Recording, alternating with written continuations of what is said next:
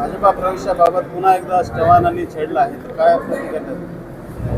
नाही, त्यांचं वक्तव्य असं होतं की राजकारणात काही होऊ शकते. त्यांचं म्हणणं चुकीचं नाहीये, राजकारणात काही होऊ शकते, पण याच्यामध्ये मला वाटतं की पुढील काळामध्ये भाजपची बरीच मंडळी काँग्रेसमध्ये येणार आहेत आणि कोणती मंडळी येणार आहेत आम्ही तुम्हाला योग्य वेळी सांगतो. आणि उद्या 16 तारखेला नांदेड शहर व जिल्हा काँग्रेस कमिटीच्या वतीने आम्ही कलेक्टर कचेरी समोर धरणे आंदोलन करत आहोत. 11 ते 3च्या दरम्यामध्ये त्याच्यामध्ये जी पिस्टन फाईल चे मुद्दे आहेत, त्याच्यामध्ये अमेरिकेसोबत जो केलेला करार आहे आणि त्याच्यामध्ये जे अहिल्याबाई होळकर यांनी जे मणिकर्णिका घाट त्या ठिकाणी वाराणसीला उभारला होतं ते पाडण्याचं काम या भाजपधारी सरकारनं त्या ठिकाणी केलेलं आहे.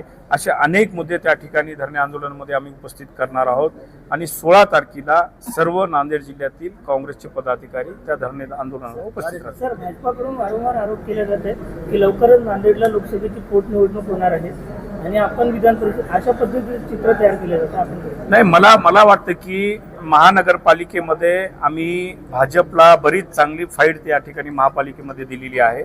आमच्या 8 ते 10 जागा कमी अंतराच्या मताने 200-250 मताच्या अंतराने पराभूत झालेल्या आहेत.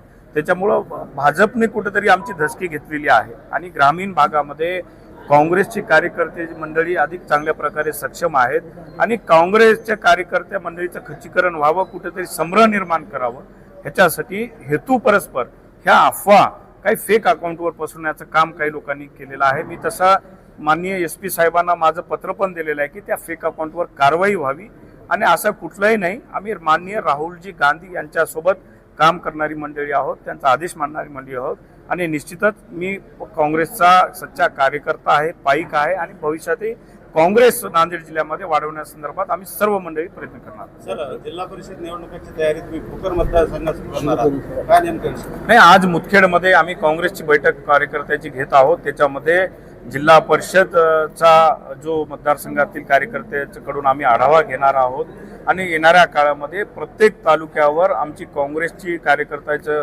मेळावा होईल आणि त्या माध्यमातून येणाऱ्या जिल्हा परिषदला आपण त्या ठिकाणी सक्षमप्रमाणे सगळ्या कार्यकर्त्यांनी सज्ज राहावं आणि सामोरे जावं, याच्यासाठी आम्ही सर्वजण प्रयत्नशील आहोत. भोकर पहिल्यांदा निवडले, काय कारण? नाही, आज भोकरला एक संपर्क कार्यालयाचं उद्घाटन होतं आणि त्या संपर्क कार्यालयाच्या उद्घाटनाच्या निमित्तानं सर्व शहर आणि तालुक्यातले सर्व काँग्रेसच्या मंडळीचा मेळावा आम्ही त्या ठिकाणी आयोजित केला. सर, जर एपिस्टनमुळे जर सरकार बदललं, काँग्रेस आलं, तर नांदेडला मंत्रिपद मिळण्याची नाही, ते आपण सांगू शकत नाहीये.